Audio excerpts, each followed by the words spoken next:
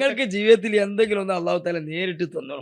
റൂഹ് റൂഹിന് ഊതാൻ അള്ളാഹ് മലക്കിനെ ഏൽപ്പിച്ചില്ലേ?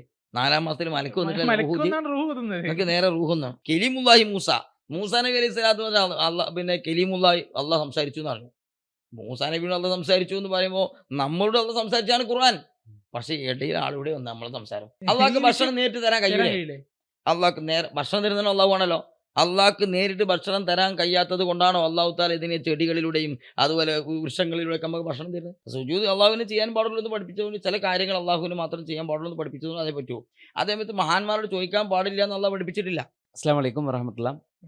റബീഉൽ അവ്വൽ 5 ഇന്ന് നമ്മൾ പ്രവേശിച്ചിരിക്കുകയാണ്. കഴിഞ്ഞ 4 എപ്പിസോഡുകളും നിങ്ങൾക്ക് ഇഷ്ടപ്പെടുന്ന തരത്തിൽ വളരെ ലഘുവായിട്ട് എന്നാൽ കാര്യഗൗരവത്തോടു കൂടി നമ്മളതിനെ പ്രേക്ഷകരിലേക്ക് എത്തിക്കാൻ പരമാവധി ശ്രമിച്ചിട്ടുണ്ട്. ഇന്നത്തെ ഈ ഒരു 5-ാമത്തെ എപ്പിസോഡിൽ കഴിഞ്ഞ എപ്പിസോഡ് നമ്മൾ പറഞ്ഞത് ഈ റബീഉൽ അവ്വലും അതിനെ അംഗീകരിക്കലും അതിനെ കൊണ്ടാടലും ഒക്കെയായി ബന്ധപ്പെട്ട് എപ്പോഴാണ് ഈ അതിനെതിർക്കുന്ന ആളുകൾ ചുവട് മാറ്റിയത് എന്നാണ്. അതിൻ്റെ അവസാനത്തിൽ നമ്മൾ പറഞ്ഞത് മൗലിദ് പാരായണം അതിനെ അവരും അംഗീകരിച്ചിരുന്നു, അത് മലയാളത്തിൽ ചെല്ലണമെന്നൊക്കെ അവർ നിർദ്ദേശിച്ചിരുന്നു. ഇപ്പോൾ നമ്മൾ പറയുന്നത് മൗലിദിലെ ശിർക്കാരോപണവുമായി ബന്ധപ്പെട്ട കാര്യങ്ങളാണ്. അതോടൊപ്പം തന്നെ അള്ളാഹു അടിമ ഇടയാളൻ്റെ ആവശ്യം അള്ളാഹുവിനോട് നമ്മൾ ചോദിക്കാൻ അതിനിടയിൽ ഒരാളെ ആവശ്യമുണ്ടോ എന്നൊക്കെ നിരന്തരമായി വഹാബി ആശയക്കാർ ചോദിച്ചുകൊണ്ടിരിക്കുന്ന ചോദ്യങ്ങളാണ്. ഉസ്താദെ,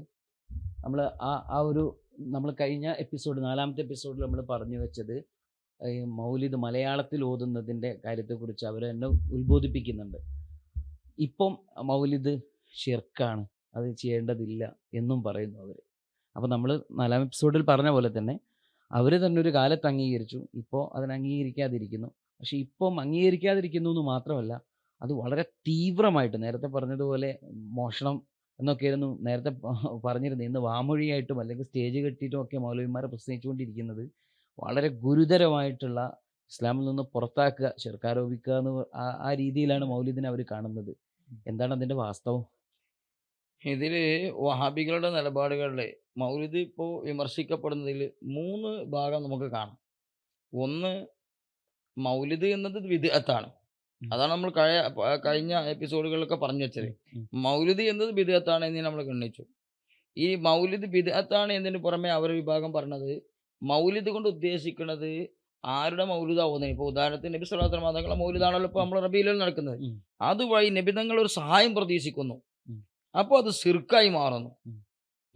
രണ്ടാമത്തെ അവർ എതിർക്കാനുള്ള കാരണം പറയുന്നതാണ്. മൂന്നാമത്തെ ഒരു ഭാഗം നിലവിലുള്ള മൗലിദുകളിൽ നമ്മളെ മങ്കൂസ് മൗലിദ് പോലെ പല മൗലിദുകളുണ്ടല്ലോ, ഈ മൗലിദുകളിലൊക്കെ ഒരുപാട് ശിർക്കുകൾ കടന്നു കൂടിയിട്ടുണ്ട്. അപ്പം ഇങ്ങനെ 3 റൂട്ടിലൂടെ അവർ ഇതിനെ വിമർശിക്കുന്നുണ്ട് ഇപ്പോഴത്തെ വിമർശകന്മാർ. അതിൽ ഒന്നാമത്തെ ഭാഗം നമ്മളെ ആദ്യത്തെ ഇതിൽ നമ്മൾ പറഞ്ഞു തീർത്തു. രണ്ടാമത്തെ ഭാഗം ഇതിലൂടെ ഗുണം പ്രതീക്ഷിക്കുന്നു. മൗലിദ് ഓതുമ്പോൾ ആരിൽ നിന്ന്? മഹാന്മാരിൽ നിന്ന് ഗുണം പ്രതീക്ഷിക്കുന്നു. മഹാന്മാരിൽ നിന്ന് ഗുണം പ്രതീക്ഷിക്കുമ്പോൾ അതിലൊരു ശിർക്കിന്റെ വിഷയം വരുന്നുണ്ട്. അതാണ് ഒരു വിഷയം. മറ്റൊന്ന് പിന്നെ മൗലിദുകൾ ശിർക്ക് കയറിയിട്ടുണ്ട് എന്നുള്ളതാണ് ഇവർ പറഞ്ഞുകൊണ്ടിരിക്കുന്നത്. അപ്പോൾ നമ്മൾ രണ്ടാമത്തെ ഭാഗം അഥവാ മഹാന്മാരിൽ നിന്ന് ഗുണം പ്രതീക്ഷിക്കുന്നതിൽ യഥാർത്ഥത്തിൽ ശിർക്ക് വരുന്നുണ്ടോ, അല്ലെങ്കിൽ എന്തിനാണ് അള്ളാഹുവിനോട് നമ്മളൊരു കാര്യം പറയുമ്പോൾ ഒരു മഹാന്റെ മഹത്വം പറഞ്ഞിട്ടോ മറ്റോ ആ മഹാനെ അടയാളനാക്കി ചോദിക്കുന്നത്? നേരെ അള്ളാഹുവിനോട് ചോദിച്ചാൽ പോരെ എന്ന് തുടങ്ങിയുള്ള ചില ചോദ്യങ്ങൾ ഇവർ വെറുതെ പെട്ടെന്ന് നമുക്ക് കേൾക്കുമ്പോൾ ശരി തന്നെയല്ലേ. ഓനഹനു അഖ്റബു ഇലൈഹി മിൻ ഹബിൽ വരീദ്, കണ്ട നാടിയേക്കാൾ അള്ളാഹു അടുത്തുണ്ട്. ഇത്തിരി അടുത്തുള്ള അള്ളാഹിനോട് ചോദിക്കാൻ ഇടയിൽ ഇതിനെ വേറെ ആളെ കയറ്റണേ ഒരു ചോദ്യമാണ് അവർ ചോദിക്കണം. യഥാർത്ഥത്തിൽ അത് സംബന്ധിച്ച് ഇപ്പം അടുത്തൊരു വലിയ സംവാദം പോലും നടന്നു അല്ലേ? അതെ. അവർ യഥാർത്ഥത്തിൽ എന്താണ് ഈ അള്ളാഹുവിനെ കുറിച്ച് അവർ മനസ്സിലാക്കുന്നിടത്തുള്ള അവരുടെ വലിയൊരു അപാകത, വീഴ്ച, അവർക്ക് പറ്റിയ വലിയ അമളിലാണ്.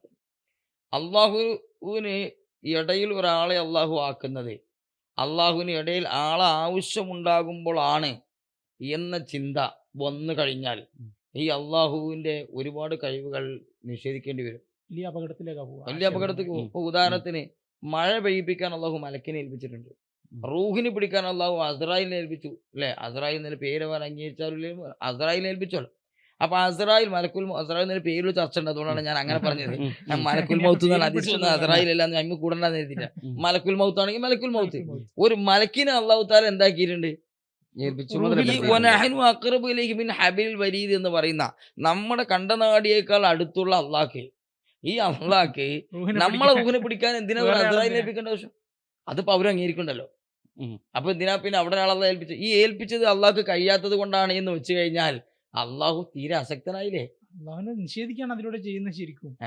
അള്ളാഹു അതിന്റെ വളരെ അതിന്റെ ഒരു വലിയൊരു ഗൗരവം അപകടത്തിലെ ഭയങ്കര വലുതാണ് അതെ. വലിയ അല്ലേ? മഴ പെയ്യിപ്പിക്കുന്നു. അതിന് അള്ളാഹു തആല മലക്കിനെ ഏൽപ്പിക്കുന്നു.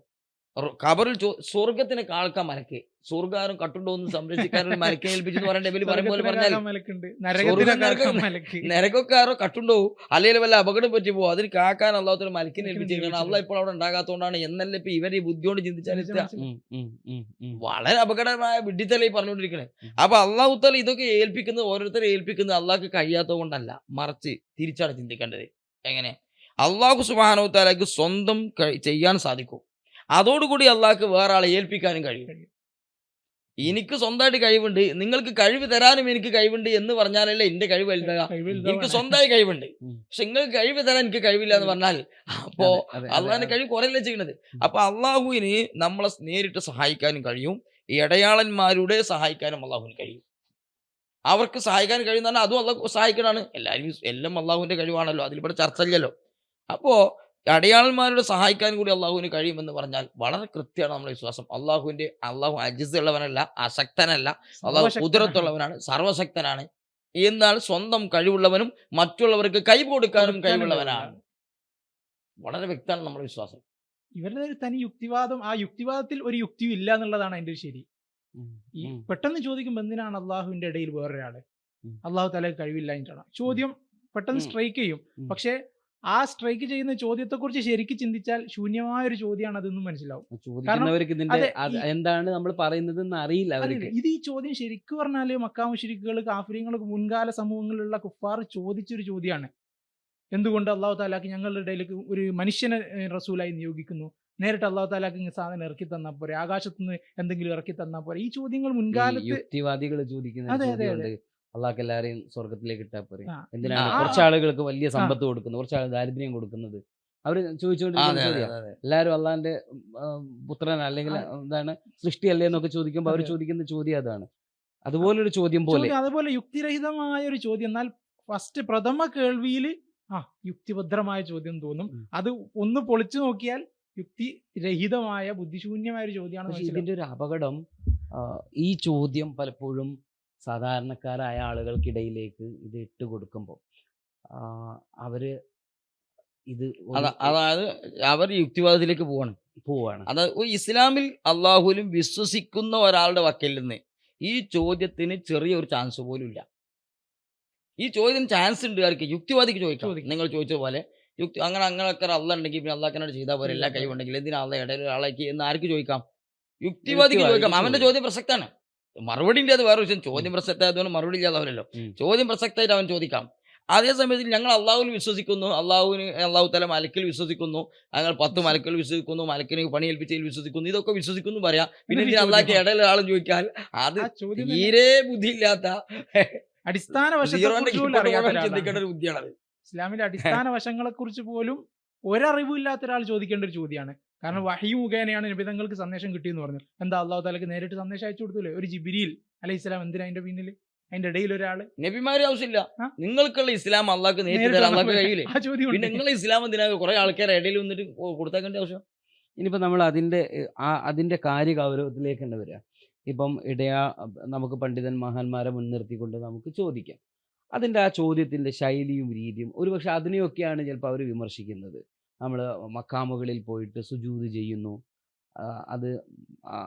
അത് അങ്ങനെ ചെയ്യാൻ പാടുണ്ടോ? പക്ഷെ ആ ചെയ്യുന്നവൻ്റെ ഉദ്ദേശം എന്താണെന്നുള്ളതിനെ കുറിച്ച് അതാണല്ലോ അവിടെ വളരെ പ്രധാനപ്പെട്ടത്. അപ്പം അത് തെറ്റിദ്ധരിപ്പിക്കപ്പെടുന്ന അല്ലെങ്കിൽ ഈ ഇടയാളരെ നിർത്തിക്കൊണ്ടുള്ള അത്തരം പ്രാർത്ഥനകൾ, അതിൻ്റെ കാര്യഗൗരവത്തെ നമുക്ക് എങ്ങനെ ചെറിയ രീതിയിൽ നമുക്ക് മനസ്സിലാക്കി കൊടുക്കാം? നിങ്ങൾ പറഞ്ഞ ഉദാഹരണത്തിൽ സുജൂദ് ചെയ്യുക എന്ന് പറഞ്ഞത് തെറ്റാണ്. അത് എന്തുകൊണ്ട് തെറ്റാണെന്ന് വെച്ച് കഴിഞ്ഞാൽ സുജൂദ് അള്ളാഹുവിനെ ചെയ്യാൻ പാടുള്ളൂ എന്ന് അള്ളാഹു തആല കൃത്യമായി പറഞ്ഞതുകൊണ്ട്, അല്ലാതെ അള്ളാഹുവിൻ്റെ കഴിവ് നഷ്ടപ്പെടുന്നതുകൊണ്ടോ ഇയാൾക്ക് സുജൂദ് ചെയ്ത് അള്ളാഹു തകർന്നുകൊണ്ടോ ഇതിനെ ഇടയിൽ ആളെന്നുള്ള പ്രശ്നമൊന്നല്ല. സുജൂദ് അള്ളാഹുവിനെ ചെയ്യാൻ പാടുള്ളൂ എന്ന് പഠിപ്പിച്ചതുകൊണ്ട് ചില കാര്യങ്ങൾ അള്ളാഹുവിന് മാത്രം ചെയ്യാൻ പാടുള്ളൂ എന്ന് പഠിപ്പിച്ചതുകൊണ്ട് അതേ പറ്റൂ. അതേസമയത്ത് മഹാന്മാരോട് ചോദിക്കാൻ പാടില്ല എന്ന് അള്ളാഹ് പഠിപ്പിച്ചിട്ടില്ല. അള്ളാഹുവിനാണ് സർവ്വ കഴിവെന്ന് പഠിപ്പിച്ചു. പിന്നെ പഠിപ്പിച്ചു എന്ന് അവർ പറയുന്നവർ പഠിപ്പിക്കലുണ്ട്. അതേതാണ്? ഒരു ഉദാഹരണം, എല്ലാവരും 17 പ്രാവശ്യം നിർബന്ധമായി പറയുന്ന ഇയ്യാക നഅ്ബുദു വ ഇയ്യാക നസ്തഈൻ. അള്ളാഹുവിനോട് മാത്രം സഹായം ചോദിക്കുക എന്ന് ഇയ്യാക നസ്തഈൻ എന്ന് പറഞ്ഞു. അപ്പോൾ ഈ സഹായം ചോദിക്കാൻ അള്ളാഹുവിനോട് മാത്രമേ പറ്റൂ. ഉം. മുഹ്യിദ്ദീൻ ഷെയ്ഖിന് പറ്റൂല, ബദരീൻ കൊണ്ട് പറ്റൂല. ഇതാണ് ഇപ്പോൾ അവരുടെ ചോദ്യത്തിൻ്റെ ചുരുക്കം. യഥാർത്ഥത്തിൽ ഇയ്യാക നഅ്ബുദു എന്ന ആയത്തിന് അർത്ഥം വെക്കുന്നത് പോലെ ഇയ്യാക നസ്തഈൻ എന്നതിന് അർത്ഥം വെച്ചാൽ ഒരു പ്രശ്നവും പറ്റൂല. ഇയ്യാക നഅ്ബുദു എന്ന് പറഞ്ഞാൽ എന്താണ്? അള്ളാഹുവിന് മാത്രം, അള്ളാഹ്ക്ക് മാത്രം ഞങ്ങൾ ഇബാദത്ത് എടുക്കുന്നു. അപ്പോൾ നമുക്ക് അവിടെ ഒരു 4-5 ഉദാഹരണങ്ങൾ പറയാം. നബി സല്ലല്ലാഹു അലൈഹി വസല്ലം തങ്ങൾക്ക് ഇബാദത്ത് എടുക്കാൻ പാടില്ല. എന്തുകൊണ്ട്? ഇയ്യാക നഅ്ബുദു, അള്ളാഹ്ക്ക് മാത്രമേ പറ്റൂ. മുഹ്യിദ്ദീൻ ഷെയ്ഖിന് ഇബാദത്ത് എടുക്കാൻ പാടില്ല. രണ്ടാമത്തെ ഉദാഹരണം മുഹ്യിദ്ദീൻ ഷെയ്ഖിന് എടുക്കാം. കാരണം എന്തുകൊണ്ട്? അള്ളാഹ്ക്ക് മാത്രമേ ഇബാദത്ത് എടുക്കാൻ പാടുള്ളൂ. മുതലാളിമാർക്ക് ഇബാദത്ത് എടുക്കാൻ പാടില്ല. ഒരു വലിയൊരു മുതലാളി, ഇപ്പോൾ യൂസുഫ് അലിനെ പോലത്തെ ഒരു മുതലാളി സങ്കല്പിക്കുക. യൂസുഫ് അലിക്ക് ഇബാദത്ത് എടുക്കാൻ പറ്റുമോ? പറ്റൂല. എന്തുകൊണ്ട്? ഇയ്യാക നഅ്ബുദു. ഇനി അടുത്തൊരു ചോദ്യം ചോദിക്കാൻ, നമ്മൾ സ്വന്തം വാപ്പാക്ക് ഇബാദത്ത് എടുക്കാൻ പറ്റുമോ? പറ്റൂല. ഇയ്യാക നഅ്ബുദു. സ്വന്തം ഉമ്മാനോട് ഇബാദത്ത് എടുക്കാൻ പറ്റുമോ? പറ്റൂല. ഇയ്യാക നഅ്ബുദു.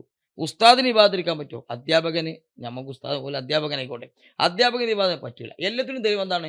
ഇയ്യാക നഅ്ബുദു. ഇനി ഇയ്യാക നസ്തഈൻ അതുപോലെ അർത്ഥം വെക്കട്ടെ. അള്ളാഹിനോട് മാത്രം സഹായം ചോദിക്കുന്നു. നബി തങ്ങളോട് ചോദിക്കാൻ പറ്റുമോ? പറ്റൂല. മുഹ്യിദ്ദീൻ ഷെയ്ഖിനോട് ചോദിക്കാൻ പറ്റുമോ? പറ്റൂല. യൂസുഫിനോട് ചോദിക്കാൻ പറ്റുമോ? പറ്റൂല. ഉപ്പാനോട് ചോദിക്കാൻ പറ്റുമോ? പറ്റൂല. ഉമ്മാനോട് ചോദിക്കാൻ പറ്റുമോ? പറ്റൂല. ഉസ്താദിനോട് ചോദിക്കാൻ പറ്റുമോ? പറ്റൂല. ഇതാണ് ഇപ്പോൾ ആയത്തിന് നേരെ അർത്ഥം. എന്നാൽ ഇവിടെ മുഹ്യിദ്ദീൻ ഷെയ്ഖിനെയും മഹാന്മാർ മാത്രമേ ആക്കിയിട്ട് ബാക്കി ഭാഗം കട്ട് ചെയ്യും. അവരോട് ചോദിക്കാനായി. ഇയ്യാക നഅ്ബുദു എങ്ങനെ പറഞ്ഞു അങ്ങനെ തന്നെയാണ് അല്ലാഹു തആല ഇയ്യാക നസ്തഈൻ പറഞ്ഞത്. ഒരു മാറ്റം അതിൽ വരുത്തിയില്ല അല്ലാഹ്. പിന്നെ ഇതിൽ അസാധാരണ ചോദ്യം, അബൗദിക ചോദ്യം, അദൃശ്യ കാര്യം, ഇതൊക്കെ ഇവർ കയറ്റിയതാണ്. ഇതൊന്നും ആയത്തിലില്ല. സാധാരണ ചോദ്യമൊക്കെ ചോദിക്കാം, അസാധാരണ ചോദ്യം ചോദിക്കാൻ പാടില്ല എന്ന് അവർ പറഞ്ഞേ. ഇതിവിടെ ആയത്തിൽ ഇത് ഇവന്റെ കരിഞ്ചന്താന്ന് പറയും. നമ്മളെ പഴയ കാലത്തെ കരിഞ്ചന്തയാണ്. അത് ആയത്തിൽ ഹദീസിലുള്ളതല്ല. അവർക്ക് തോന്നിയതുപോലെ അവർക്ക് പറ്റാത്ത മാത്രമേ കയറ്റി കൊടുത്തു. നേരെ അർത്ഥം പറഞ്ഞാൽ ഉമ്മാനോട് ചോദിക്കാൻ അവർ പറഞ്ഞത് തഫ്സീറും അല്ല, ഒരു തഫ്സീറും അല്ല. അവരുടെ ഒരു അയുക്തി അത്രേ ഉള്ളൂ. അവരുടെ യുക്തി എന്നല്ല. ഒരു നിഷ്പക്ഷമായിട്ട് ഒരാൾ ഇയ്യാക നഅ്ബുദു ഇയ്യാക സ്ഥാനത്ത് നോക്കുമ്പോൾ ഇയ്യാക നസ്തഈൻ അവിടെ മാത്രം ഒരു കൂട്ടി മാറ്റിയാൽ എങ്ങനെയാണ് ഈ ഖുർആനെ വിശ്വസിക്കുക? ഇതേപോലെ അവിടെ അർത്ഥം വെക്കണ്ടേ? അപ്പോൾ നമ്മൾ പറഞ്ഞത് എന്താണ്? അള്ളാഹുവിന് മാത്രം സഹായം ചോദിക്കുക, അള്ളാഹിനോട് മാത്രം സഹായം ചോദിക്കുക. നമ്മളൊരു ഗ്ലാസ് വെള്ളം ഉമ്മാനോട് ചോദിക്കുന്നുണ്ടെങ്കിൽ അത് യഥാർത്ഥത്തിൽ ചോദിക്കുന്ന ആരോട് തന്നെയാണ്? അള്ളാഹുവിനോട്. അത് മൊയ്തീൻ ചോദിക്കുകയാണെങ്കിൽ മൊയ്തീൻ ഷെയ്ഖിനോട് ചോദിക്കുകയാണെങ്കിൽ അങ്ങനെ തന്നെ, ഉമ്മാനോട് ചോദിച്ചാലും അങ്ങനെ തന്നെ, യൂസുഫിനോട് ചോദിച്ചാലും. അതൊന്നുകൂടി സിമ്പിളായിട്ട് ഒന്ന് വിശദീകരിക്കാൻ. ഒരു അസുഖം വന്നാൽ മൊയ്തീൻ ഷെയ്ഖ് എൻ്റെ രോഗം മാറ്റിത്തരണേ എന്ന് ചോദിച്ചാൽ, അസുഖം വന്നാൽ ഡോക്ടറെ എൻ്റെ അസുഖം മാറ്റിത്തരണേ എന്ന് ചോദിച്ചാൽ, യഥാർത്ഥത്തിൽ രോഗം മാറ്റുന്നവൻ അള്ളാഹു മാത്രമാണ്. ഖുർആനിൽ അള്ളാഹു ഗണ്ഡിതമായി പറഞ്ഞൊരു കാര്യമാണ് രോഗം മാറ്റുന്ന അള്ളാഹു മാത്രമാണ്. പിന്നെ മൊയ്തീൻ ഷെയ്ഖും അല്ല ഡോക്ടറും അല്ല രോഗം മാറ്റുന്നത്. നമ്മൾ രണ്ടാളോട് ചോദിക്കുന്നുണ്ട്. ചോദിക്കുന്നത് എന്തുകൊണ്ടാണ്? അള്ളാഹു താല കൊടുക്കുന്ന കഴിവിലൂടെയാണ് മൊയ്തീൻ ഷെയ്ഖ് മാറ്റുന്നത്. അള്ളാഹു താല കൊടുക്കുന്ന കഴിവിലൂടെയാണ് ഡോക്ടർ മാറ്റുന്നത്. യെസ്, ഒരു വ്യത്യാസമില്ല. അപ്പോൾ ഈ രണ്ടു മാറ്റുന്നത് ആര് തന്നെയാണ്? അള്ളാഹ് തന്നെയാണ്. അള്ളാഹ് കൊടുക്കുന്ന കഴിവാണ്. അങ്ങനെ അള്ളാഹ്ക്ക് നേരെ ചെയ്യാനും കൊടുക്കാനും അള്ളാഹ് കഴിയും. ഏതുപോലെ? ഖുർആൻ അള്ളാഹിൻ്റെ കലാമാണ് അല്ലേ? അള്ളാഹുവിൻ്റെ കലാമാണ്. അള്ളാഹു താല നമുക്ക് തന്നതാണ്. എന്നാൽ നമുക്ക് എന്താരാ? നമുക്കെന്ന് റസൂലുള്ളാഹിയാണ്. ഇസ്ലാം ദീൻ ആരാ നമുക്കെന്ന്? റസൂലുള്ളാഹി നമുക്ക് തന്നത്. സ്വഹാബാക്കളുടെ നമുക്ക് കൈമാറി പോകുന്നതാണ്. എന്നാൽ ആരുതാണ് ഇസ്ലാം ദീൻ? അള്ളാഹുവിൻ്റെതാണ്, നബി തങ്ങളുടേതല്ല.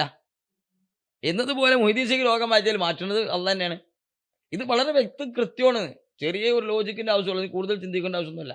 ഈ നേരത്തെ നമ്മളിത് പറഞ്ഞതുപോലെ നേരിട്ട് ചോദിക്കുന്നവരാണ്. ആ ഒരു ചോദ്യം ചോദിക്കുന്നത് പോലെ ഈ ചോദ്യവും അതെ. അള്ളാഹ്ക്ക് ഭക്ഷണം നേരിട്ട് തരാൻ കഴിയില്ലേ? അള്ളാഹ്ക്ക് ഭക്ഷണം തരുന്നത് അള്ളാഹു ആണല്ലോ. അള്ളാഹ്ക്ക് നേരിട്ട് ഭക്ഷണം തരാൻ കഴിയാത്തത് കൊണ്ടാണോ അള്ളാഹു താല ഇതിനെ ചെടികളിലൂടെയും അതുപോലെ വൃക്ഷങ്ങളിലൂടെയൊക്കെ നമുക്ക് ഭക്ഷണം തരുന്നത്? നമ്മളിപ്പോൾ ഒന്ന് ഉച്ചയ്ക്ക് ഭക്ഷണം കഴിച്ചല്ലോ. ഇത് ഏത് നാട്ടിൽ എത്ര ആളുകളുടെ ഇടയിലൂടെയാണ് അത് വന്നത്? വ്യക്തികളും ശക്തികളും വസ്തുക്കളും ഇടയിലൂടെ അല്ലേ? എന്നാൽ ഭക്ഷണം തരുന്നത് അള്ളാഹു മാത്രമല്ലേ? എന്തിന് ഇതിലിടയിൽ കുറേ വസ്തുക്കൾ വന്നു? യന്ത്രങ്ങൾ ഇടയാളമായി,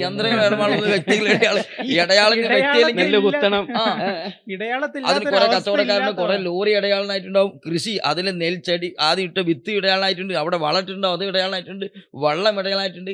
ഒരു ആയിരക്കണക്കിന്. ഇനി ഞങ്ങൾ ഒരു ചോദ്യം തിരിച്ചു വയ്ക്കാം. നിങ്ങൾക്ക് ജീവിതത്തിൽ എന്തെങ്കിലും അല്ലാഹു തആല നേരിട്ട് തന്നോ? നിങ്ങൾക്ക് ജീവിതത്തിൽ എന്തെങ്കിലും ഒന്ന് അല്ലാഹു തആല നേരിട്ട് തന്നോ? റൂഹ്. റൂഹിന് കൂതാൻ അള്ളാഹു മലക്കിനെ ഏൽപ്പിച്ചില്ലേ? 4-ാം മാസത്തിൽ മലക്ക് വന്നിട്ട് നിങ്ങൾക്ക് നേരെ റൂഹൊന്നാണ്. അങ്ങനെ കിട്ടൂല. അപൂർവങ്ങൾ ആളുകൾക്ക് അള്ളാഹു തആല കൊടുത്തിട്ടുണ്ട്. ഉദാഹരണത്തിന് പിന്നെ നാളെ മത്സര ഒരുമിച്ച് കൂടുമ്പോൾ എല്ലാവരും കൂടി ആദം നബിൻ്റെ അടുത്ത് പോകും. അപ്പൊ ആദനബി നമ്മളെ വാപ്പയാണ്, അള്ളാഹു തആല നേരിട്ട് സൃഷ്ടിച്ച ആളാണെന്ന് പറയണ്ടേ. അത് ആദനബിന്റെ പ്രത്യേക ഒരു ക്വാളിറ്റിയാണ്, നേരിട്ട് സൃഷ്ടിച്ച ആളാണെന്നാണ്. അപ്പൊ നമ്മളൊക്കെ സൃഷ്ടിച്ചതാരന്നെ? അള്ളാഹ് തന്നെ. പക്ഷെ ഇടയിൽ ആളുടെ അർത്ഥം അതാണല്ലോ അവിടെ ആദനബിക്ക് ഈ ക്വാളിറ്റി നേരിട്ട് സൃഷ്ടിച്ച ആളെന്ന് പറഞ്ഞത്. കലീമുല്ലാഹി മൂസാ നബി അലൈഹി സ്വലാത്തു വസ്സലാം അള്ളാഹ് പിന്നെ കലീമുല്ലാഹി അള്ളാഹ് സംസാരിച്ചു എന്ന് പറഞ്ഞു. മൂസാ നബിയോട് അള്ളാഹ് സംസാരിച്ചു എന്ന് പറയുമ്പോൾ നമ്മളോട് അള്ളാഹ് സംസാരിച്ചാണ് ഖുർആൻ. പക്ഷെ ഇടയിൽ ആളുടെ ഒന്ന് നമ്മളെ സംസാരം മൂസാ നബിയോട് നേരിട്ടാണ്. നേരിട്ടാണ്. അത് ഡയറക്റ്റ് അത് അപൂർവമാണ്. ഈസാ നബി അലൈഹി സ്വലാത്തു വസ്സലാമിനെ പാപ്പല്ലാതെ അള്ളാഹു തആല ഉണ്ടാക്കി. അതുകൊണ്ട് റൂഹുല്ലാ നമ്മൾ പറയണേ. അപ്പൊ ഇതൊക്കെ അള്ളാഹു തആല അപൂർവം ചില ആളുകൾക്കാണ് ഇങ്ങനെ നേരിട്ട് കൊടുത്ത സംഭവമുള്ളൂ. അതും അപൂർവ ചില വിഷയങ്ങൾ മാത്രം. ബാക്കിയുള്ള ഇതിലൊക്കെ ഇടയിൽ ആളുണ്ടായിട്ടാണ് അത് ചെയ്യുന്നത്. ഇതൊന്നും അള്ളാഹ്ക്ക് ആവശ്യം ഉണ്ടായിട്ടല്ല. അത് അള്ളാഹുവിന്റെ ദൗർബല്യമായിട്ട് പറയാൻ പറ്റില്ല. അള്ളാഹ് ദൗർബല്യമില്ല, അള്ളാഹ് ശക്തിയാണത്. ശക്തിയാണ്. സ്വന്തം ചെയ്യാനും കഴിയും, മറ്റൊരാൾക്ക് കൊടുക്കാൻ കഴിയുന്ന ദൗർബല്യമില്ലല്ലോ. ശക്തി കൂടാണ് ചെയ്യുന്നത്. ദൗർബല്യം വരെ എവിടെയാണ്? ഒക്കെ അള്ളാഹ്ക്ക് നേരിട്ട് ചെയ്യാൻ പറ്റുള്ളൂ. ഭൗതികം അള്ളാന്റെ കഴിവാണ്, അത് കൊടുക്കാനും അള്ളാഹ് കഴിയും, അത് ഇവരൊക്കെ അംഗീകരിക്കുന്നുണ്ട്. അഭൗതിക കഴിവ് അള്ളാന്റെ കഴിവാണ്, പക്ഷെ അത് കൊടുക്കാൻ കഴിയില്ല എന്ന് പറഞ്ഞാൽ അവിടെ ദൗർബല്യം ഒന്നുമില്ല അള്ളാഹ്ക്ക്. അതെ. നമ്മൾ പറഞ്ഞ ഭൗതികം അള്ളാഹുവിന്റെ കഴിവാണ്, അഭൗതികം അള്ളാഹുവിന്റെ കഴിവാണ്. അന്നൽ ഖുവ്വത ലില്ലാഹി ജമീഅ, ഗണ്ണിതരി ഖുർആൻ പറഞ്ഞു. എല്ലാ കഴിവും അള്ളാഹ്ക്ക് മാത്രം. അതിനൊരു ചർച്ചല്ല. ഒരായത്തിൽ ഇങ്ങനെ കാണാം, ആൻതും അൻസൽതുമൂഹു മിനൽ മുസ്നി അം നഹ്നുൽ മുൻസിലൂൻ. മേഘത്തിൽ നിന്ന് മഴ പെയ്യിപ്പിക്കുന്നത് നിങ്ങളാണോ നമ്മളാണോ? അള്ളാഹ് വെല്ലുവിളിച്ച് ചോദിക്കുന്നുണ്ട്. അതെ, ഈ ആയത്ത് അവരോതും, ഈ ആയത്ത് അവരോതും. എന്നിട്ട് നമ്മൾ മൊയ്തീൻ ഷെയ്ഖ് മഴ പെയ്യിപ്പിച്ചു പറഞ്ഞല്ലോ അത് ഖുർആൻ എതിരാണ്. എന്നാൽ തൊട്ട് മുമ്പത്തെ ആയത്ത് എന്താണ്? അതിന് കുറച്ച് ആയത്തുകൾ മുമ്പ് ഓൾക്കൊക്കെ അന്തും തുസറൗനും സാരിയും, കൃഷി ചെയ്യുന്ന അള്ളാഹു ആണോ അതല്ല നിങ്ങളാണോ ചോദിക്കണ്ടേ? അപ്പൊ നീ മയമാക്ക കൃഷി എന്ന് പറഞ്ഞാലോ? മൊയ്തീൻ ഷെയ്ഖ് മഴ പെയ്യിപ്പിച്ചു സിർക്കാണെങ്കിൽ മയമാക്ക കൃഷി ചെയ്തും സിർക്കാകണ്ടേ? അതുപോലെ ഡോക്ടറെ അടുത്ത് പോകുന്നതിനെ കുറിച്ചാണെങ്കിൽ ഇപ്പോൾ എനിക്കിങ്ങനെ മഞ്ഞപ്പിത്തം വന്ന് ഞാൻ അസുഖം മാറി ഇന്നാളെ മരുന്ന് കുടിച്ചിട്ടാണെന്ന് ഞാൻ പറയുകയാണെങ്കിൽ അത് ഈ പറഞ്ഞ പോലെ ഖുർആനായത്തിനെതിരാവും. ഫൈദ മരിൽത്തു ഫഹുവ യശ്ഫീൻ. ഞാൻ രോഗിയായാൽ എൻ്റെ രോഗം മാറ്റുന്നത് ആരാണ്? അള്ളാഹു ആണെന്ന് ഇബ്രാഹിം നബി അലൈഹി സ്വലാം പറഞ്ഞതുണ്ട്. അപ്പോൾ ഞാനിപ്പോൾ പറയാണ്, ഞാൻ ആ ഡോക്ടറെ കാണിച്ചപ്പോഴാണ് ആ ഡോക്ടറാണ് എൻ്റെ സൂക്കേട് മാറ്റി തന്നെന്ന് ഞാൻ പറഞ്ഞാൽ ഇവരെ വാദപ്രകാരം ഞാൻ മുശരിക്ക. ഞാനൊന്നും അല്ല. അത് ഇവർ പറയുകയും ചെയ്തിട്ടോ, ഇത്രയും വലിയ അബദ്ധം അവർ പറയുകയും ചെയ്തിട്ടുണ്ട്. ഗൈനക്കോളജിസ്റ്റിന്റെ അടുത്ത് പോകുന്നത് ഷിർക്കാണെന്ന് പറഞ്ഞ വിഭാഗമാണ് ഇവർ. ഇവരെ പ്രഭാഷകൻ പറയാണ് ഗൈനക്കോളജിസ്റ്റിന്റെ അടുത്ത് നമ്മൾ പ്രസവത്തിന് വേണ്ടി പോകാന്ന് പറഞ്ഞത് ഷിർക്കാണ്. അത് ഈ ആയത്ത് എങ്ങനെ അർത്ഥം വെക്കണം എന്നറിയില്ല, ഇതിന്റെ വ്യാഖ്യാനം എന്താണെന്ന് അറിയില്ല, വസ്തുത അറിയാതെ ജനങ്ങളെ പിഴപ്പിക്കുകയാണ്. എനിക്ക് തോന്നുന്നു നമ്മൾ ഈ അടുത്ത നമ്മളിത് ചർച്ച ചെയ്യുമ്പോൾ തന്നെ വേറൊരു കാര്യം ഉസ്താദെ ഗൗരവമായിട്ട് ചർച്ച ചെയ്യുന്നുണ്ട്. ചില മുജാഹിദ് പ്രഭാഷകരുടെയൊക്കെ ചില റീൽ കണ്ടന്റുകൾ 50 സെക്കൻഡ് 60 സെക്കൻഡ് ഒക്കെയുള്ള ചെറിയ ഷോർട്ട് വേർഡുകൾ നല്ല BGM ഒക്കെ ഇട്ട് ആളുകൾക്ക് അത് കുട്ടികളൊക്കെ ഇങ്ങനെ സ്റ്റാറ്റസ് ഒക്കെ വെക്കും. അത് ഭയങ്കര വലിയ സംഭവമാക്കി. പക്ഷേ ഈ ഇത്തരം പൊട്ടത്തരങ്ങളാണ് ചിലത് പറയുന്നത്. എല്ലാമെന്നല്ല, അടച്ചാക്ഷേപിക്കല്ല.